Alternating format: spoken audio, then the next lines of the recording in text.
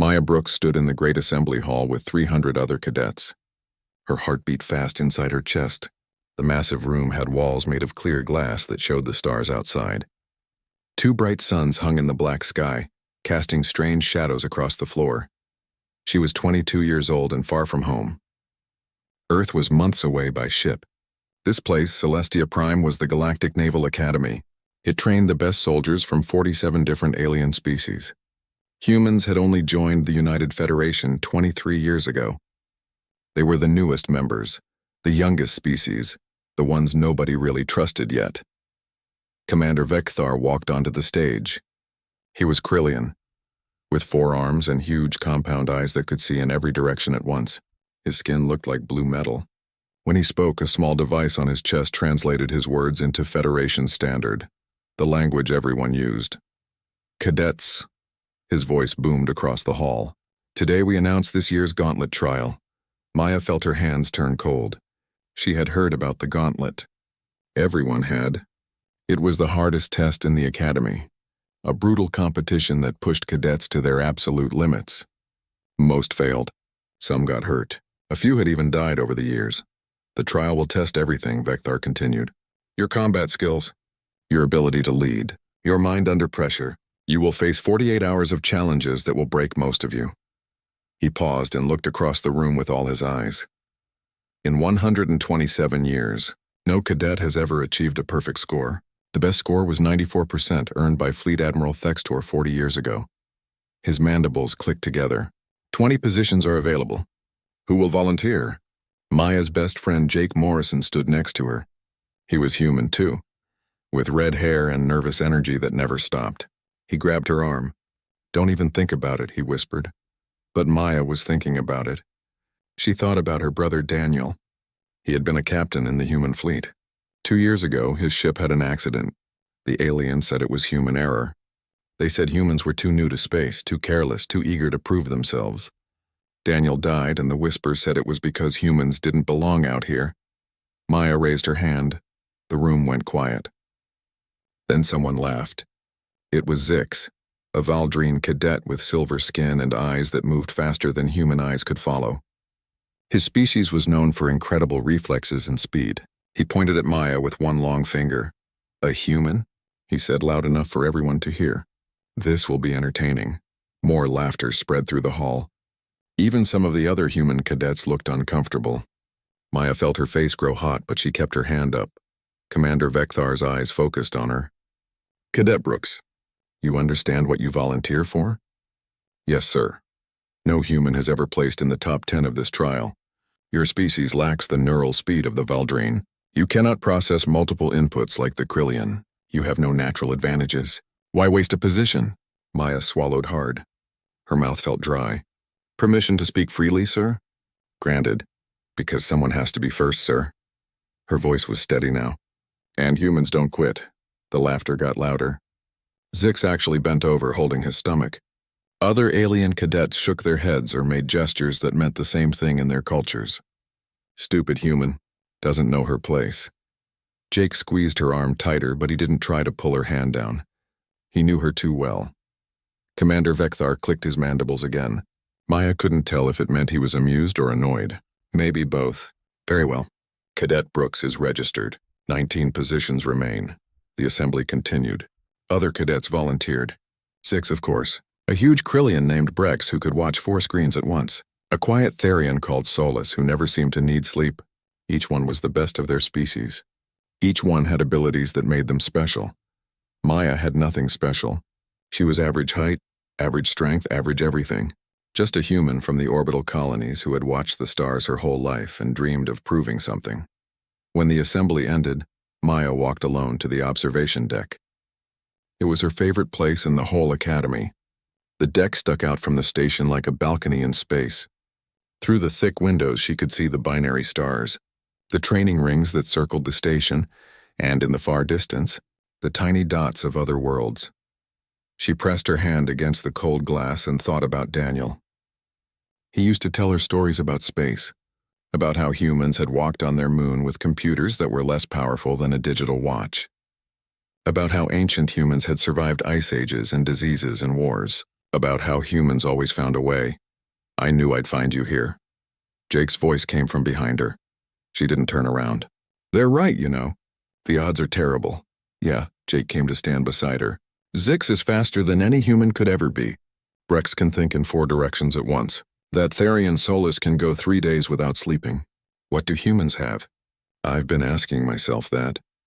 Maya finally looked at him. We're not the fastest. We're not the strongest. We're not the smartest. So what's the point? Jake was quiet for a moment. Then he said, You remember that old documentary we watched? About persistence hunting? Maya nodded. Ancient humans used to hunt animals by just chasing them. Not fast, just steady. Hour after hour. The animals were faster, but they had to rest. Humans didn't stop. They just kept coming. Eventually, the animal would collapse from exhaustion and the humans would walk up and claim their prize. We don't win by being better, Jake said. We win by not giving up. That's not much of an advantage in a military trial. Maybe not. Jake smiled. But it's what we've got. And you know what? Every other species has been in space for thousands of years. They have rules. They have traditions. They have ways things are supposed to be done. So humans are only 23 years old out here. We don't know the rules yet. We don't know what's impossible. He put his hand on her shoulder. Maybe that's our advantage. We're too stupid to know we can't win. Maya laughed despite herself. It felt good. The fear in her stomach didn't go away, but it felt smaller now. She looked back at the stars. Somewhere out there was Earth. Somewhere out there was a grave with her brother's name on it. Somewhere out there were billions of humans who were still trying to prove they belonged among these ancient species. I'm going to show them, she said quietly. I'm going to show them what a human can do. I know you will. Jake squeezed her shoulder. And I'll be watching every second. That night, Maya lay in her bunk and couldn't sleep. 6 weeks until the trial. 6 weeks to prepare for something that no human had ever succeeded at. 6 weeks to somehow find a way to compete with species that were better than her in every measurable way. But as she stared at the ceiling, she remembered something else Daniel had told her once. He said that humans had one gift that no other species understood. It wasn't strength or speed or intelligence, it was spite. Pure stubborn spite. The ability to look at impossible odds and say, watch me anyway. Maya smiled in the darkness. Let them laugh. Let them think she was foolish. Let them believe humans didn't belong. She would show them different. The trial was in 6 weeks. She had work to do. The training room was 3 times Earth's gravity. Maya felt like someone had stacked weights on her shoulders, her chest, her legs. Every step was hard work. Sweat ran down her face and stung her eyes. Again, Jake said from the control panel. He was watching her vitals on his screen. Your heart rate is high, but you can do one more. Maya wanted to quit. Her muscles screamed. Her lungs burned. But she thought about Zix's laughter and forced herself to move. She completed the obstacle course one more time, climbing walls that felt like mountains, jumping gaps that seemed impossibly wide. When she finally stopped, she collapsed on the mat. The gravity slowly decreased back to normal. She lay there, gasping like a fish out of water. 4 weeks left, Jake said, bringing her water. You're getting stronger. Not strong enough. Maya drank the whole bottle in 3 gulps. I watched Zix train yesterday. He moved so fast I could barely see him, and he wasn't even trying hard. So don't try to beat him at speed. Jake sat beside her. Beat him at something else, but what? That was the question Maya asked herself every day. For 4 weeks now, she had trained harder than she ever had in her life. She woke up before dawn. She went to sleep after midnight. Every hour in between was spent preparing. She practiced combat in the simulators, fighting alien warriors with techniques humans had never seen. She studied tactics from every species in the Federation. She pushed her body until it had nothing left to give, then pushed a little more. Lieutenant Commander Karen Hughes helped when she could. Hughes was human, a former test pilot with gray hair and eyes that had seen things most people couldn't imagine. She became Maya's unofficial mentor. You're thinking about this wrong, Hughes said one day. They were in her office looking at data from Maya's training. You keep trying to match the aliens at what they're good at. That's a losing game. What else can I do? Hughes pulled up a file on her screen. It showed an old human warship called the Defiant. 20 years ago, during the border conflicts, this frigate faced 3 Krillian warships. The Krillians were faster, stronger, better armed. By every metric, the Defiant should have died in the first minute. What happened? The captain did something the Krillians never expected. He vented the ship's atmosphere, made it look like they were dead, just floating debris. When the Krillians came close to check, the Defiant fired everything at point-blank range. Did they survive? The ship didn't, but the crew did, and they took 2 Krillian warships with them. Hughes looked at Maya. You want to know why? Because the Krillians fought with honor, with rules, with thousands of years of established tactics. The humans fought dirty. Maya started to understand. You're saying I should cheat? I'm saying you should be unpredictable. Every species in the Federation has been in space for centuries or millennia. They've refined their warfare into an art form. They know what works and what doesn't. They have rules. And humans. Humans are 23 years old out here. We're still figuring things out. We're willing to try stupid things that might work. We're desperate enough to break rules that everyone else thinks are sacred. Hughes smiled. Use that. The next day, Jake brought Maya something special. A data chip containing records of every major human conflict from the last 1,000 years. Wars fought with bullets and bombs, with swords and spears, with sticks and stones. Guerrilla warfare. Psychological operations. Asymmetric tactics. All the ways humans had fought when they were outmatched. The aliens don't study human history, Jake said. They think we're too young to have learned anything useful. They're wrong. Maya spent 3 days and nights studying the chip. She learned about ambushes and feints, about making enemies paranoid with false trails, about the power of appearing weak when you were strong, and strong when you were weak, about fighting smarter, not harder. She stopped trying to be faster than Zix. She stopped trying to multitask like Brex. Instead, she focused on what humans did well: adaptability, creative problem-solving, the ability to change plans on the fly when something unexpected happened. 1 week before the trial, something changed. Maya was in a combat simulator facing a Krillian opponent. She had lost to this same simulation 20 times. The Krillian was faster, stronger, had 4 arms to her too. But this time, Maya didn't try to match the Krillian's strength. When it attacked, she dodged into a small space where the 4 arms became a disadvantage. When it adapted, she changed tactics completely, using the environment in ways the programmed opponent didn't expect. She broke furniture to make weapons. She used smoke from damaged equipment as cover. She fought dirty, mean, and unpredictable. She won. Jake was watching from outside the simulator. When Maya came out, he was grinning like an idiot. That was amazing. You completely confused the AI. That's the point, Maya said. She was tired but felt good for the first time in weeks. The AI is programmed with proper combat doctrine. I just threw all of that out the window. Even Solus, the quiet Therian, started training with her sometimes. He was curious about human endurance techniques. His species was strong, but they tired quickly. Humans could keep going for hours if they paced themselves. Your species is strange, Solus said one day. They were running laps around the track. Maya was slower, but she never stopped. Solus had to rest every few laps. You should be weak, but you are not. We're not strong, Maya corrected. We're stubborn. The night before the trial, Maya didn't train. Hughes had told her to rest. Your body needs recovery time. Your mind needs to be sharp. Don't cram now. Trust your preparation. Maya went to the observation deck again. She looked at the stars and thought about how far she had come. 6 weeks ago, she was terrified. Now she was still scared, but it was different. It was the fear before a big game, not the fear of failure. Jake found her there like he always did. Ready? He asked. No, Maya said honestly. But I'm ready to try. That's all anyone can ask. Jake was quiet for a moment. Maya, whatever happens tomorrow, you've already proven something. You didn't back down. You didn't let them intimidate you. You trained like a demon for 6 weeks. That matters. It only matters if I do well.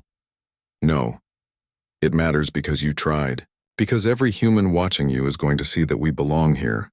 Win or lose, you're showing them that we're not afraid. Maya thought about that. Jake was right, but she wanted more than just a good showing. She wanted to win, not for glory or medals, but to prove that humans could compete. To prove that Daniel's death wasn't because humans were inferior, but because accidents happen to everyone. I'm going to give them a trial they'll never forget, she said. The next morning came too fast. Maya woke up at dawn and put on her cadet uniform. Her hands were steady. Her mind was clear. She had done everything she could to prepare. In the staging area, 20 cadets gathered. Zix was there, stretching with movements too fast to follow. Breck stood perfectly still, probably running simulations in his head with all 4 of his brain lobes. Other aliens prepared in their own ways. Maya just breathed. In and out. Steady. Commander Vecthar entered the room. His forearms were crossed. His compound eyes looked at each cadet. You have 60 seconds, he said. The trial will test everything. Most of you will fail. Some may not survive. This is your last chance to withdraw. Nobody moved. Very well. Vekthar's mandibles clicked. Remember, cadets, the trial is not just about strength or speed. It is about who you are when everything is taken from you. It is about what you will sacrifice to succeed. A door opened behind him, leading to the simulator bay. Begin. Maya walked through the door with the others. Her heart was pounding now, but she was smiling. Let the trial come. Let it throw everything at her. She was human. She didn't quit. The world around her dissolved into white light, and the gauntlet trial began. The white light faded. Maya found herself in a command chair on a ship's bridge. Red emergency lights flashed. Alarms screamed. The deck shook under her feet like an earthquake. She gripped the armrests and looked around. The bridge was small, maybe 15 crew stations. Screens showed damage reports scrolling too fast to read. Through the forward window, she could see asteroids tumbling through space. Big ones, small ones, thousands of them. Captain, 3 enemy ships approaching fast, someone said. Maya looked and saw it was a computer-generated person. Not real, just part of the simulation. But it looked real. Felt real. She checked the tactical display. 3 red dots closing in. Her ship, the Horizon, was barely moving. The engine readouts showed critical damage. Weapons were at 30%. Shields were failing. This was impossible. 3 against 1. In an asteroid field, with a crippled ship, Maya's first instinct was to run, but the engines couldn't handle it. Her second instinct was to fight, but she would lose in 30 seconds. Then she remembered what Hughes had said. Don't fight their way. Change the game. She looked at the asteroids. Big chunks of rock and ice tumbling through space. Some were the size of houses. Some were the size of mountains. Navigation, plot me a course through the thickest part of the field, Maya ordered. Captain, that's suicide. We'll be crushed. Do it. And somebody find me the mining lasers. Mining lasers? Those are for salvage operations. They can't hurt warships. I'm not trying to hurt the warships. Maya watched the enemy close in. They were confident, moving in formation like they were on parade. They had done this 1,000 times. They knew how this would end, but they didn't know what a desperate human would try. When the enemy was close enough, Maya fired. Not at the ships. At the asteroids. The mining lasers cut into the rock, creating stress fractures. One asteroid broke apart, then another. The fragments hit other asteroids. Chain reaction. Suddenly, the asteroid field became a storm of tumbling death. Rocks smashed into each other. Ice shattered into deadly shrapnel. The space between the asteroids became a blender. 2 enemy ships tried to dodge. They crashed into asteroids they couldn't avoid. The 3rd ship turned to run and took a mountain-sized rock to its engines. The Horizon barely made it through. Alarms screamed about hull breaches and failing systems, but Maya's crew survived, all 15 of them. The simulation paused. Words appeared in her vision. Tactical innovation, 15 points. Crew survival, 15 of 15. Time 47 minutes. Next challenge loading. The bridge disappeared. Maya stood in darkness for a moment, catching her breath. Then light returned. She was on a space station now, alone. The corridor was dark except for emergency lights. Air hissed from somewhere. The gravity felt wrong, like it kept changing. Something moved in the shadows ahead. Maya reached for a weapon but found nothing. Just her uniform and her wits. She heard footsteps. Multiple sets. Coming from different directions. Whatever was hunting her, there was more than one. Most cadets would run or try to fight. Maya did neither. She found a control panel on the wall and accessed the station's systems. The environmental controls were damaged but still worked. She could see the layout of the station, see where the atmosphere was and where it wasn't. She started venting sections, opening airlocks, creating paths of breathable air through the station like a maze. Then she accessed the emergency beacon system and started leaving signals, not to call for help, to create a trail. The things hunting her followed the signals, thinking she had gone that way. They walked right into vented sections. One by one, they died in vacuum. Maya took a different path, staying in the safe zones she had created. When the last threat was gone, she made her way to an escape pod and launched. Environmental manipulation, 12 points. Resource management, 8 points. Time, 1 hour, 13 minutes. Next challenge loading. The simulation didn't give her time to rest. The escape pod became a command center. Screens showed her a new problem. 2 groups of ships. One was a colony transport with 3,000 civilians. The other was a military convoy with critical supplies. An enemy fleet was coming. She could save one group or the other. Not both, the numbers didn't work. The math was cruel and simple. Save the civilians, lose the war. Save the military, lose the innocents. Maya stared at the screens. Her hands were shaking now. Not from fear. From exhaustion. She had been in the simulation for hours. Her body knew it wasn't real, but her mind was convinced. The stress was real. The decisions felt real. She thought about what every military academy taught. The mission comes first. Save the strategic assets. 3,000 lives for millions more. But she also thought about Daniel, about how he died saving his crew when he could have saved himself. Then she had an idea, a crazy idea, the kind of idea that only worked in human stories about impossible odds. She sent commands to both groups of ships. The colony transport started moving. So did the military convoy. They closed together, their courses intersecting. "What are you doing?" the simulation asked through a crew member's voice. "They'll collide. Trust me," Maya said. At the last second, she fired the frigate's engines. Not to run, to push. The frigate slammed into the colony transport like a tugboat, shoving it sideways into the convoy formation. The ships tangled together, their shields overlapping. The enemy fleet arrived and opened fire. But now, instead of 2 separate targets, there was one massive target with combined shields. The colony ship's shield generators added to the military convoy's defensive fields. It shouldn't have worked. The physics were barely possible, but it did work. Barely. The shields held. The ships took damage, but everyone survived, including Maya's frigate, which was now held together mostly by hope and desperation. Unconventional problem solving, 20 points. Creative tactics, 15 points. Structural damage penalty, -5 points. Total, +30 points. In the observation room, Jake watched the scoreboard update. His hands gripped the railing. Other cadets and instructors crowded around the displays, watching Maya's progress with disbelief. "She's in 3rd place," someone whispered. Zix stared at the board. His silver skin had gone pale.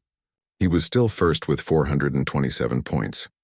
Brex was second with 401, but Maya had 398, a human. In 3rd place, ahead of cadets from species that had been in space for thousands of years. Commander Vekthar watched with his forearms crossed. His mandibles were still, silent. Back in the simulation, Maya collapsed in her command chair. Every muscle hurt. Her head pounded. The neural connection made everything feel real, including the exhaustion and pain. A timer appeared. Mandatory rest period, 4 hours. The simulation faded to a recovery room. A simple bunk, a bathroom, basic supplies. Maya crawled to the bunk and fell onto it. She was asleep before her head hit the pillow. She dreamed of asteroids and explosions, of her brother's face, of laughter turning to silence. When she woke, 3 hours and 58 minutes had passed. She had 2 minutes before the next phase began. She used the bathroom, drank water, and splashed cold water on her face. Her reflection looked back at her. Tired eyes, sweaty hair, but something else too, determination. She had survived the first day. She had proven she could compete, but the trial wasn't over. The second day would be harder. She knew that. Everyone knew that. The timer hit 0. Day 2 beginning. Multiplayer scenario activated. Objective, defend Firebase Omega. Duration, 24 hours. Failure is not acceptable. The room dissolved. Maya appeared on a battlefield with the other remaining cadets. 12 left. 8 had already been eliminated. Zix was there, Brex too. Solus gave her a small nod. Above them, a massive alien army appeared on the horizon. Thousands of enemy soldiers, hundreds of vehicles, ships in the sky. Maya looked at the firebase, small, weak, indefensible. By normal standards, she smiled anyway. Time to teach them about human warfare, she whispered to herself. The enemy began their advance. The firebase was a joke. 3 walls, 2 gun towers, and a bunker that looked like it would collapse if someone sneezed. Maya stood with 11 other cadets and watched an army of thousands approach across the wasteland. Zix immediately took charge. His voice was sharp and commanding. Standard defensive formation. Heavy weapons on the walls. Melee fighters at the choke points. We hold them at the perimeter. Some cadets moved to follow his orders. Brex interrupted with his own plan, his 4 eyes tracking multiple tactical displays at once. No, we need layered defense. Fallback positions. Crossfire zones. The cadets were arguing before the enemy even arrived. Maya watched and said nothing. She was studying the terrain, the firebase, the enemy formation. This wasn't a fair fight. The enemy outnumbered them 20-1. They had vehicles, air support, and artillery. The firebase had walls that wouldn't stop a strong wind. But there was one thing the enemy didn't have. Unpredictability. They were moving in perfect formation, like they had done this a million times. They probably had. This was simulation AI, programmed with standard military doctrine from the elder races. They expected a standard defense. Maya wasn't going to give them one. I'll take the mobile response team, she said, not loudly but clearly. Nobody argued. It was the worst job. The mobile team had to run around plugging holes in the defense, always in danger, never resting. One other cadet volunteered to join her. Solus, the Therian. I will come with you, he said quietly. They gathered 3 computer-generated soldiers and some basic weapons. Nothing fancy. While the others built their defensive positions, Maya and her team slipped out a back gate. Where are we going? Solus asked. Hunting, Maya said. She led them wide around the firebase, using the terrain for cover. The enemy was focused on the main target. They weren't watching their flanks. Why would they? The defenders were trapped in the firebase. That's what defenders did. They defended, but Maya wasn't defending. She was attacking. Her team hit the enemy supply column from the side. They destroyed ammunition carriers and fuel depots. They set traps that collapsed on reinforcement routes. They made noise in one place, then struck somewhere else. Classic guerrilla tactics. The enemy got confused. Their perfect formation broke down. Units stopped advancing to protect supply lines. Commanders pulled forces back to investigate attacks that seemed to be everywhere at once. Maya's team kept moving, never staying in one place. Hit and run. Make them paranoid. Make them see threats that weren't there. Back at the firebase, the others were holding the main assault. Barely. Zix fought with incredible speed, his body a blur. Brex coordinated the defense with multiple viewpoints, directing fire and managing resources. They were good. Really good, but the enemy kept coming, wave after wave. The walls started crumbling. Casualties mounted among the computer-generated defenders. Then something changed. The enemy's assault weakened, not by much but noticeably. They were holding back forces, protecting supply lines, dealing with Maya's harassment. What is happening? Brex asked, studying his displays. The enemy is behaving strangely. Zix was too busy fighting to care. He just kept killing enemies with brutal efficiency. 8 hours into the siege, Maya's team returned to the firebase. They were exhausted, covered in dirt and simulated blood, but they had disrupted the enemy's perfect plan. They had bought time. The other cadets stared at her. She hadn't been defending. She hadn't followed standard doctrine. She had completely ignored the objective as given and done something else, but it had worked. That was not proper tactics, Zix said. His silver skin was dark with fatigue. Even his incredible speed had limits. No, Maya agreed. It was human tactics. The siege continued. Hour after hour, the cadets took turns resting, fighting, managing resources. It became a marathon. The trial was testing their endurance now, not just their skills. This was where Maya's training paid off. While the other species were faster and stronger in bursts, humans were built for persistence. Ancient humans had chased prey for hours. Modern humans inherited that ability to keep going when everything hurt. Zix started making mistakes around hour 12. He was still fast, but his decisions got sloppy. Brex's multitasking suffered as his brain lobes got tired. Other cadets moved slower, reacted late. Maya hurt everywhere. Her muscles screamed. Her head pounded. But she kept moving. One foot in front of the other. One decision after another. Humans didn't quit. Solus watched her with his large eyes. How are you still functioning? He asked during a brief rest. My species is known for strength, but we tire. You should have collapsed hours ago. Spite, Maya said, drinking water. Pure stubborn spite. By hour 16, 2 more cadets had been eliminated. They made critical mistakes, their simulated deaths ending their trials. 10 remained. The firebase was falling apart. The walls were rubble. The gun towers were destroyed. Everyone was down to basic weapons and nearly empty ammunition. Then Maya saw something on her tactical display. The enemy reactor signature. They were bringing it forward for the final push, powering their heavy weapons for one last overwhelming assault. She had an idea. Another crazy idea. The firebase reactor is overloading, she announced. It wasn't true, but she made it look true. She accessed the base systems and created false readings. Warnings flashed everywhere. Radiation alerts. Containment failure. The enemy AI detected it. To their logical programming, it looked like the firebase was about to explode. A reactor breach would take out everything in a kilometer radius. The enemy pulled back, trying to get to safe distance. It bought precious minutes, but Maya wasn't done. While the enemy repositioned, she worked frantically at a control panel. She created an energy link between the firebase reactor and the enemy's reactor. A direct connection. Dangerous, unstable, but possible. When the enemy realized the firebase wasn't actually exploding, they came back with everything they had. Their final assault, this was it. Maya waited until they were committed, until their forces were concentrated, until the enemy commander brought his ship close for the killing blow. Then she hit the button. Not an explosion. A pulse.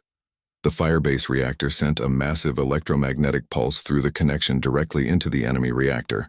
The feedback cascaded through their networked systems. Ships fell from the sky. Vehicles went dead. Infantry weapons stopped working.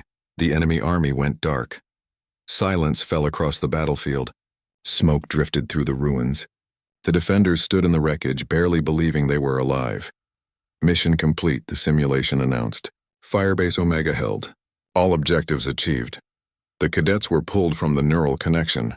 Maya collapsed the moment the simulation ended. Medical staff rushed to her. Her heart rate was dangerous. Her body had been pushed far beyond safe limits, but she was awake. She was alive. She had done it.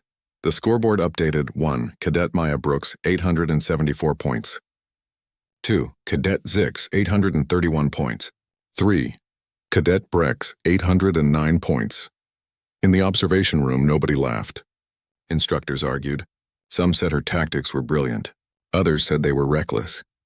But nobody could deny the results. A human was in first place. Commander Vekthar watched the board in silence. Then he walked toward the medical bay where Maya was recovering. He found her sitting on a bed, drinking water with shaking hands. Jake was there, grinning like an idiot. Cadet Brooks, Vekthar said. Maya tried to stand. Sir, sit. He waited until she obeyed. You have performed beyond expectations. You have reached a level no human has ever achieved in this trial. Thank you, sir. However, there is one final test. He placed a data chip on the table beside her bed. The Crucible. In 127 years, 43 cadets have reached this point. It is not a test of tactics or strength. It is a test of character. He paused, his alien eyes fixed on her. Your brother faced something similar. He made a choice that cost him his life. Tomorrow you will understand what that choice meant. Maya stared at the chip. Her hand stopped shaking. Her exhaustion disappeared, replaced by cold focus. When? She asked. 6 hours, rest now. You will need all your strength. Vekthar turned to leave. And Cadet Brooks, sir? Whatever you choose tomorrow, know that you have already proven what you came here to prove. The humans belong. After he left, Jake looked at Maya. You did it. You're winning. You could quit now and still have beaten every human who ever tried. Maya picked up the data chip. My brother didn't quit when things got hard. Neither will I. She lay back on the bed. 6 hours to rest. Then one final challenge. She closed her eyes and thought about Daniel.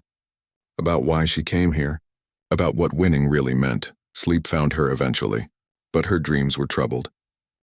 The Crucible scenario loaded differently than the others. No fanfare. No dramatic entrance. Maya simply found herself in a captain's chair on a research ship called the Discovery.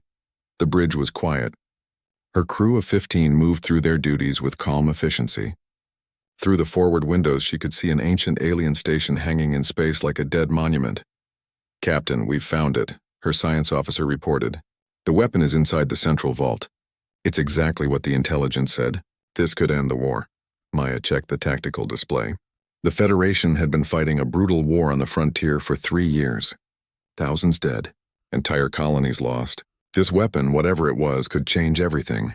"How long to retrieve it?" she asked. 2 hours, maybe 3. "But Captain, there's a problem." Of course there was. There was always a problem. The station is collapsing. Ancient systems failing. If we take the time to get the weapon, we won't have time to evacuate before the station breaks apart. The ship can't carry both the weapon and the crew. Not enough space, not enough time. Maya felt her stomach turn cold. She looked at her crew. 15 faces. The science officer was young, on her first deep space mission. The engineer had a family waiting at home. The navigator reminded Maya painfully of Daniel. "What are our options?" she asked, even though she already knew. "Take the weapon, leave the crew. They'll die when the station collapses. Or take the crew, leave the weapon. The war continues for years. Thousands more will die. Simple math. 15 lives versus thousands." Any commander trained in military doctrine knew the answer. The mission comes first.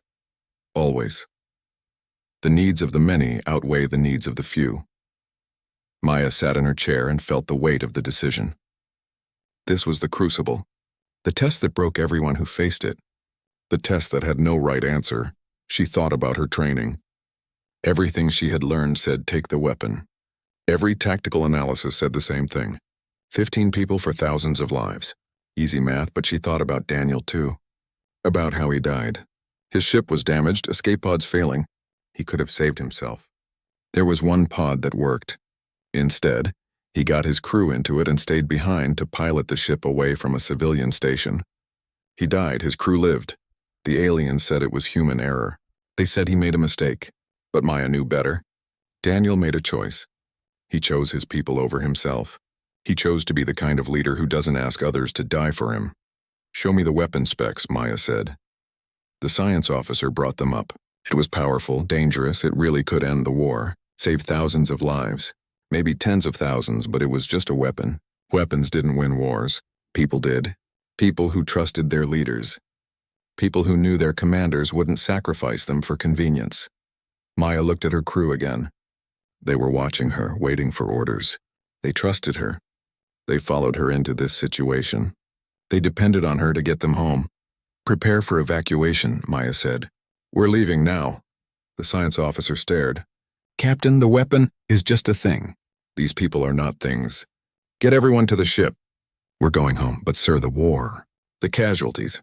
The strategic advantage will have to wait." Maya stood up.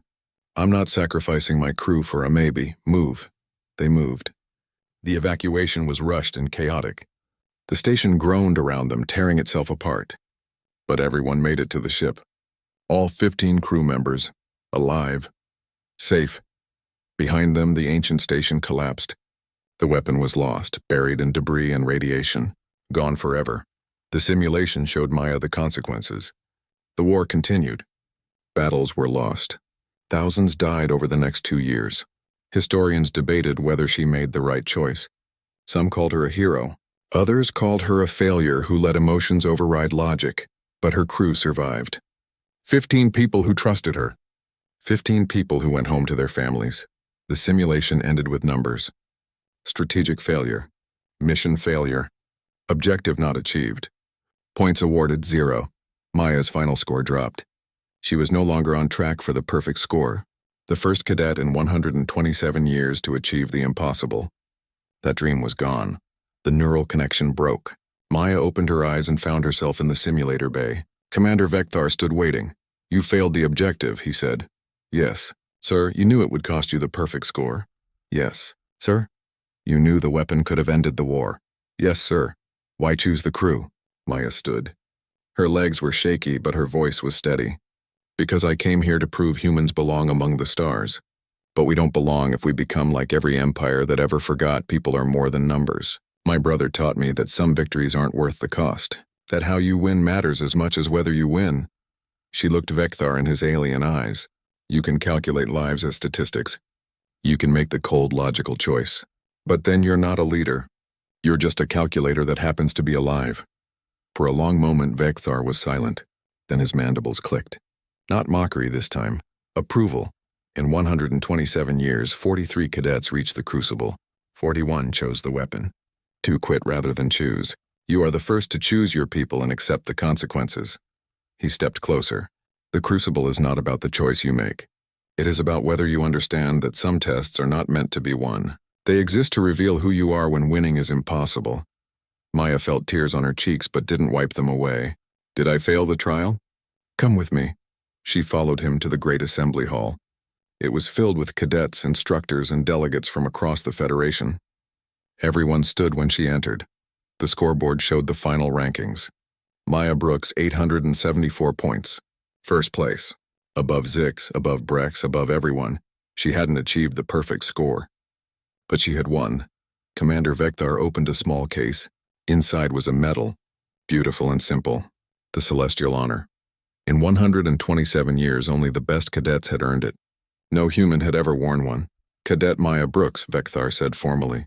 You have demonstrated tactical excellence, strategic innovation, exceptional endurance, and moral courage.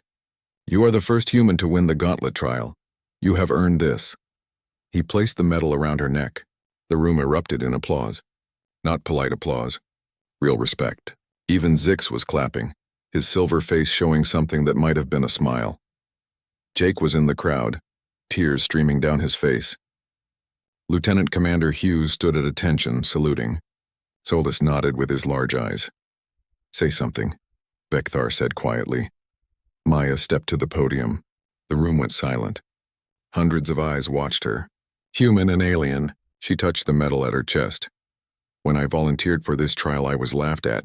I was told no cadet has ever achieved a perfect score. I was reminded that no human has ever placed in the top 10. They were right to doubt, she paused, because I was thinking too small. I wanted to prove humans could match your speed, your strength, your thousands of years of experience. But that's not who we are. Humans aren't the fastest or the strongest. We're the species that survived ice ages and plagues. We're the ones who looked at the moon and decided it wasn't impossible. We don't win by being like you. We win by being us. She held up the medal. This belongs to every human who was told they weren't enough. To my brother, who taught me that how you win matters more than whether you win. To everyone who faces impossible odds and tries anyway. They laughed when I said I would compete. They said no cadet has ever won with a perfect score. Maya smiled. They were right. I didn't get a perfect score, but I got something better. I got to prove that humans measure success differently. We don't just ask if we won. We ask what we protected, who we saved, what kind of people we became along the way. The applause was deafening. The assembly stood, offering respect in dozens of different ways across dozens of different species. Later, Maya stood on the observation deck. Jake joined her like always. You're famous now, he said. First human to win. The whole Federation is talking about it. They're talking about what it means, Maya corrected. Every human who comes after me won't have to prove we can compete. They'll prove we excel. She looked at the stars. The same stars humanity had dreamed about for thousands of years. The same stars that once seemed impossibly far away. Do you think it changes things? Jake asked. I think every species that laughed at humans will think twice now. I think every human who doubted themselves just got permission to dream bigger. She touched the medal, warm against her chest. But most importantly, the next human who walks through these doors won't hear laughter. What will they hear? Respect, Maya said. And the expectation that they'll do something amazing. No pressure, right? Jake laughed. They stood together, 2 humans among the stars, carrying a medal that said everything words couldn't. In his office, Commander Vekthar filed his report. He included a personal note. Humanity is young and crude. They lack our advantages, but they possess something we may have lost. The absolute refusal to accept the impossible is permanent. Cadet Brooks did not just win a trial. She proved that humanity will redefine winning itself, rather than accept defeat. The Federation invited humans to join us, but we failed to understand what that means. They will not follow. They will lead. They will